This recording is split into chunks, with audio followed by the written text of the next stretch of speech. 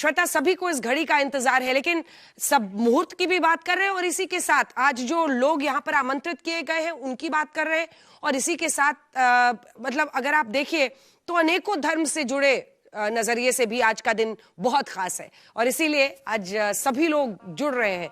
ध्वजारोहण जो शिखर भी हम दिखा रहे हैं इस वक्त मंदिर का दिखाई दे रहा है, जहां पर 11 फीट बाई 22 फीट ये ध्वज लहराएगा। ये आंकड़ा अपने आप में बहुत महत्वपूर्ण हो जाता है जब भी हम धर्म ध्वजा की बात करते हैं।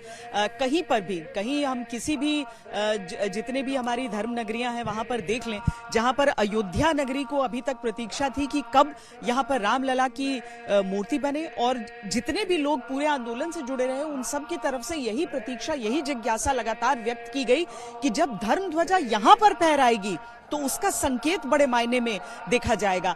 यहाँ पर इसीलिए चाहे हम शिखर की ओर सारे लोग यहाँ पर इसीलिए टकटकी लगाए देख रहे हैं क्योंकि सबको पता है कि अब किसी भी क्षण ये अद्भुत दृश्य सबके सामने होगा। अंजना, मैंने बहुत सारे धर्म स्थलों पर बहुत सारी कवरेज की है, बहुत बड़े बड़े मंदिरों में दर्शन किया है मैंने, लेकिन अपनी आंखों के सामने कभी पहली बार किसी धर्म ध्वज को स्थापित होते हुए नहीं देखा है। इसीलिए मैं भी बहुत कौतूहल से, बहुत उत्सुकता के साथ उस शिखर की ओर देख रही हूँ कि आखिर किस तरीके से किया जाएगा। यहाँ पर सबके मन में बहुत शुरुआत हो गई है। आपको एक बार टोक रही हूँ क्योंकि अब देखिए ये ध्वज ऊपर की तरफ जाता हुआ, सबकी नजरें उस अंबर की तरफ जहां से भगवान का आशीर्वाद जैसे इस अद्भुत पल में इस धरती पर, इस देश पर आ रहा हो। अब ये ध्वज ऊपर की तरफ जा रहा है, शिखर की तरफ जा रहा है और आपको ये बताते चले कि ये घड़ी कितना शुभ माना जाता है।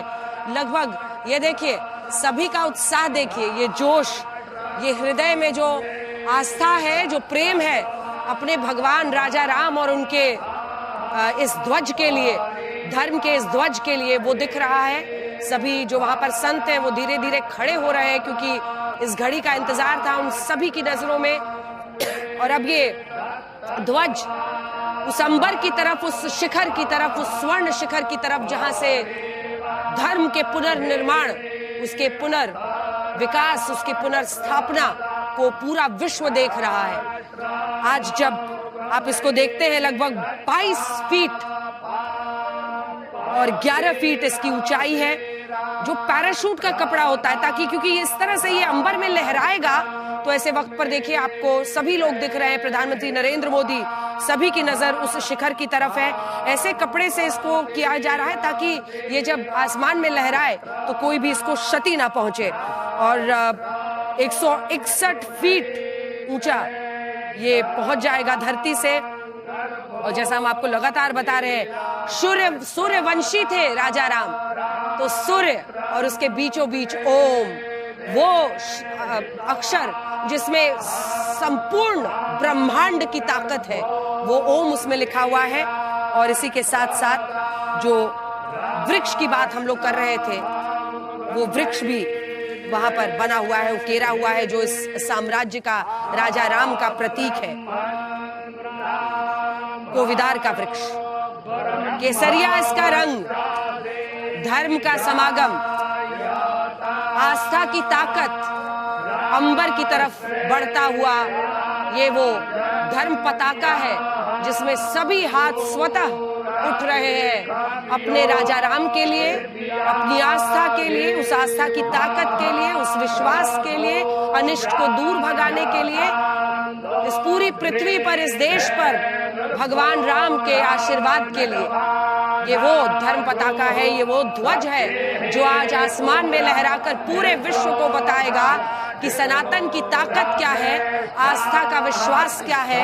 धर्म की ध्वजा जब इस आकाश में पहुंचती है तो वो एक ही संदेश देती है, शांति का संदेश, सर्व समाज के कल्याण का संदेश, एक ऐसी व्यवस्था का संदेश जिसमें सबको एक नजर से देखा जाए, एक ऐसी व्यवस्था जो सबको अपने साथ ऊपर ले जाए, जो सबका कल्याण करे, जो धर्म का विस्तार करे, जो धर्म की ध्वजा बनकर लोगों में एक विश्वास जगाए और सबकी आस्था को समर्पित ये धर्म ध्वजा आज स्थापित होते ही अयोध्या की नगरी में, भारत देश में ये बताता हुआ कि भगवान राजा राम का दरबार, रामलला का मंदिर आज पूर्ण हुआ, संपूर्ण हुआ।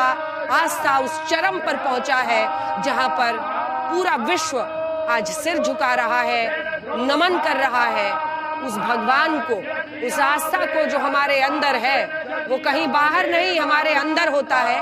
और वो जब मिलता है ऐसे मंदिर के ध्वजारोहण से, तो फिर एक अनूठी शक्ति का संचार होता है पूरे विश्व में। और उसी संचार को आज आप देख रहे हैं। मतलब घड़ी अभूतपूर्व है। ये विवाह पंचमी है। विवाह पंचमी जब भगवान राम और माता सीता का ब्याह हुआ था। सोचिए, ब्याह की उस घड़ी में, अभिजीत मुहूर्त में जब भगवान राम प्रकट हुए थे, और वहां से सूर्य वंशी राजा राम, जिन्होंने राम दरबार सजाया, जिन्होंने विश्व को ये बताया कि मेरी नजर में हर कोई एक है, समान है। आज उसी भगवान राजा राम का दरबार भी सज गया है, रामलला का मंदिर भी संपूर्ण हो गया है और ध्वजारोहण भी हो गया है। उत्साह देखिए अयोध्या का, अयोध्या वासियों का। कोई सिर झुका रहा है, नमन कर रहा है, भगवान को अंदर समेट रहा है। कोई धर्म के संचार का, प्रचार में अपने हाथ उठा रहा है। अलौकिक है ये क्षण, और इसीलिए आज की शुभ घड़ी में ये दिन आया है। तो हम सब आज इस अभूतपूर्व क्षण के गवाह बने हैं।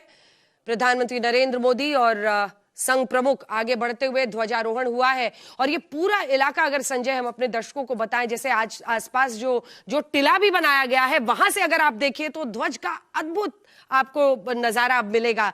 स्वर्ण शिखर और धर्म ध्वज हर तरफ से देखिए। ये परकोटा से एक एंगल है जिसमें आप पूरा मंदिर देख रहे हैं।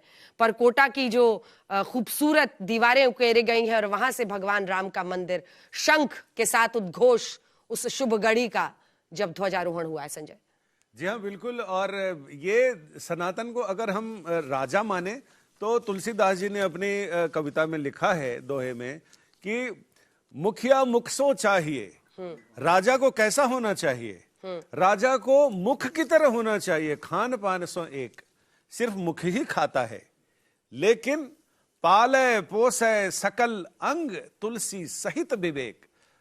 उसको फिर पूरे हर अंग को, रोम रोम को पौष्टिकता मिलती है।